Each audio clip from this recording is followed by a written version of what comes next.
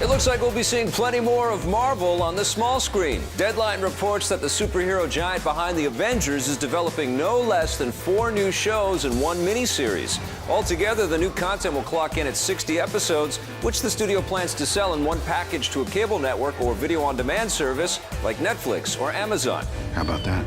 There's no word yet on which heroes might be the focus of the new shows, but expect more intel soon. These aren't the only new small screen projects in the works at Marvel. A new TV series focusing on Captain America's girlfriend, Agent Carter, is also rumored to be in the works. This follows the success of Agents of S.H.I.E.L.D. The new show was recently picked up for a full season order, which means it will continue until at least spring 2014. Over on the big screen, 2 big actors are up for the role of Marvel's tiniest superhero. Variety reports that The Dark Knight Rises sidekick Joseph Gordon-Levitt is a frontrunner for Ant-Man, along with Channel 4 Action News anchorman Paul Rudd. JGL has starred in similar films and was even rumored to be up for the role of another Marvel hero, Doctor Strange. Paul Rudd, on the other hand, has never starred in a big action movie before.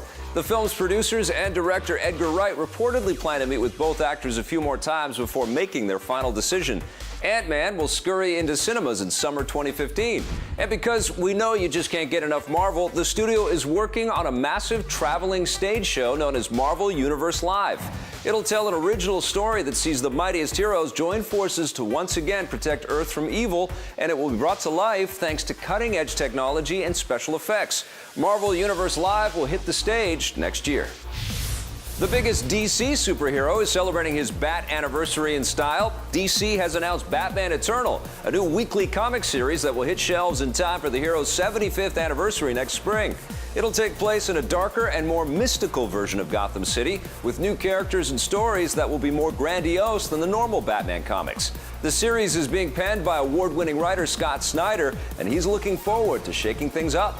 This gives us a chance to tell a giant, sweeping story with a cast of, hundreds really around Gotham that also will push sort of the mythos forward, so that if you love Batman, anything about Batman, you go to this Batman Weekly, you're going to see Gotham City change tremendously. You're going to see this giant story that really kind of affects the entire status quo and gives you a new mythology for Batman within this series itself. Batman Eternal isn't the only new thing coming from the Caped Crusader. DC is in the middle of a new year-long origin series titled Batman Zero Year, which is part of the ongoing New 52 lineup. If your Grand Theft Auto Online characters have gone missing, you won't be getting them back. Rockstar Games has confirmed that there's no way to restore online characters that vanished during the server outages and glitches that crippled the game in its first few days. Many players rushed to create their own virtual criminals to use in the online world, only to see them and all of their hard work go missing. Rockstar apologizes for the glitch.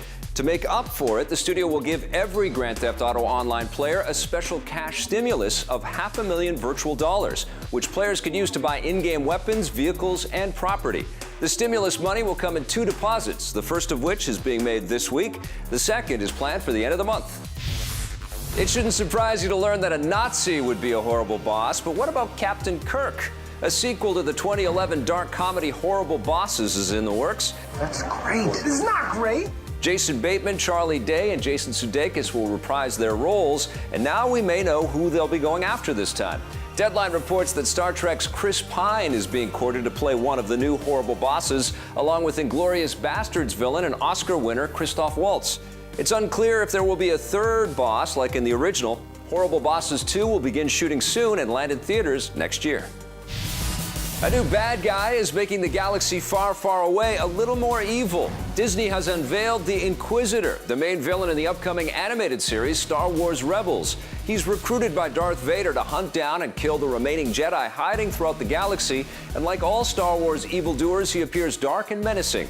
Star Wars Rebels will take place 14 years after Revenge of the Sith and 5 years before the original Star Wars movie. That's the era when the Empire was tightening its grip on the galaxy and the Rebel Alliance was forming. The show will premiere in fall 2014. It's being made by the same team behind the animated Clone Wars series, which will come to an end with special bonus episodes in early 2014.